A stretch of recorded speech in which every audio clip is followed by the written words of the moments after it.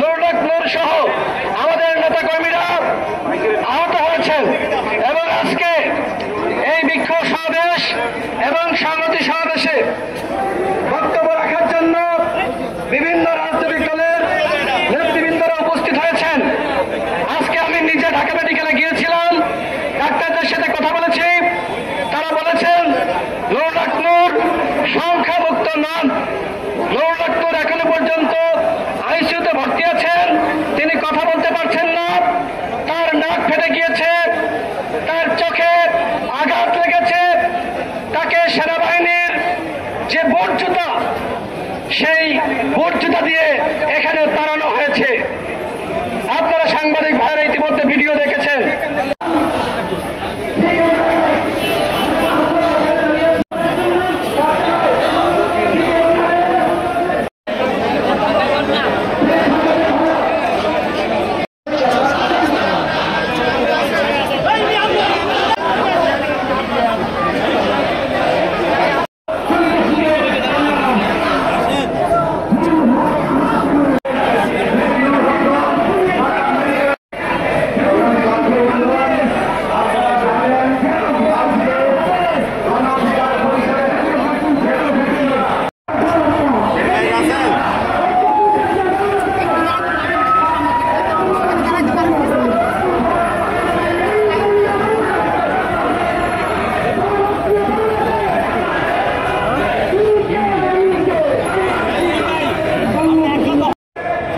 আজকের এই বিক্ষোভ প্রতিবাদী সংগ্রামী সাথী বন্ধুগণ, সাংবাদিক ভাই ও বোনেরা, আসসালামু আলাইকুম ওয়া রাহমাতুল্লাহি ওয়া বারাকাতুহু।